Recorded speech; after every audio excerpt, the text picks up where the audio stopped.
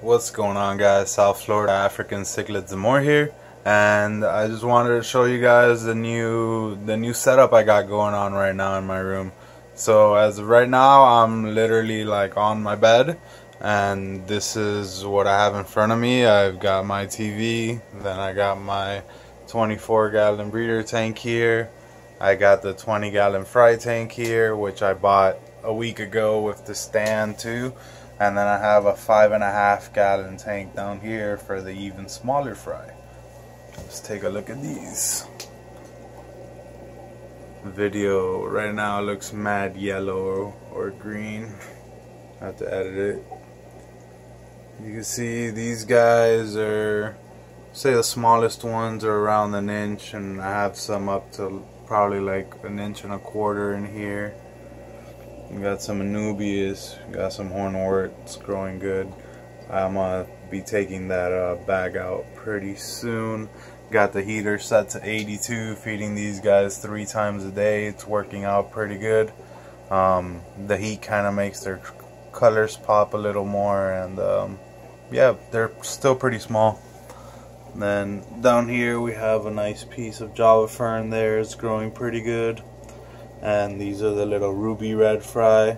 I have 2 batches in here. I have 5 left from the first batch. I sold 20 of those, and I have 15 from the new batch, which they're a little smaller, but they're like, the bigger ones are like 1/2 inch or so, a little more. The smaller ones are getting there. But I got 20 in here. I have a pretty good surface agitation, and I have a little sponge filter plus the plant in here. Water changes every 3 days on these 2 guys. Then over here I have my ruby red tank, which I have hornwort, which you can see it's already all the way to the top. I have an Anubias over here. I have another hornwort. There's my stud right here. What up, Bob? Got a good look at him.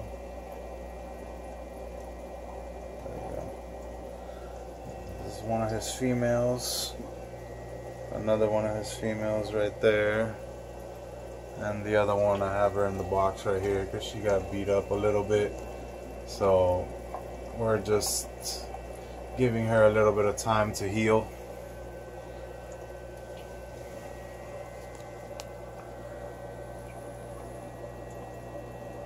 I gotta clean this sponge out, it's getting pretty nasty back there. That's why the water is a little murky. I just turned it on too, and they kind of create a little ruckus in there. Got another look at these guys.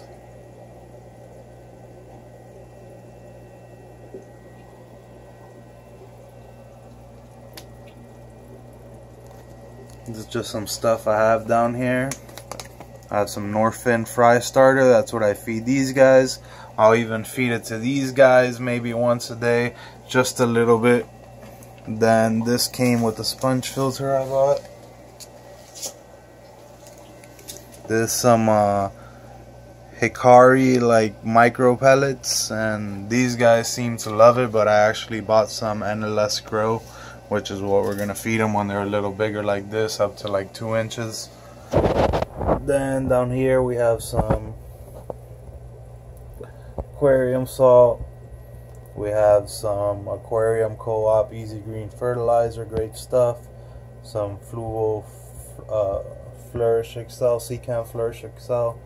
This stuff is good for helping battle algae. Like, this tank still has problems with algae because the lights are ridiculous. It has 4 bulbs in there. They're T5 high outputs, I think. Let's see what we got a shot on here. Yeah, it's 2 white and 2 blue, which the blues aren't really even that good for plants, but for algae I think they create a bit of algae. You can see on that plant there's some algae on the Anubias, so every once in a while I have to stick my hand in there, rub it off the plant, and the Anubias every once in a while I take it out of the water, give it a good scrub. but it's not that much of a big deal. I have a couple decent sized snails in there. So back to this. Then we have the prime. You need it for every water change, and then the nitrate test kit. I usually check for nitrates probably like every week for like a month or two when I'm establishing a new tank, just so I can see what the levels are gonna be, how many water changes and that. So like on this tank, I know like tomorrow when I'm gonna do a water change, I'm gonna check it before, and then hopefully, since I'm doing water changes every 3 days with this little amount of fish in this tank for now, I'll be able to keep it under like 5 or 10 nitrates, and that's ideal. Same for these guys. These guys, I checked them the other day and they were up to 20 nitrates, but it's because I had gone like a week without a water change, and there was some waste back there built up and that I hadn't vacuumed, and plus there was a different female in that breeder box with like 15 of the little fry. So you know, it's always good. Like, that's one test that you always have to have. And then the rest of the test kits, I have them in my girlfriend's house. The ammonia, the pH, the nitrite, all that stuff. So I hope you guys enjoyed this little video, and this is pretty much what I have going on in my room right now. I have a decent Fluval Q1 air pump. If you're looking for an air pump, pretty strong. I have it. It's powering 3 sponge filters and the breeder box, so 4 things right now.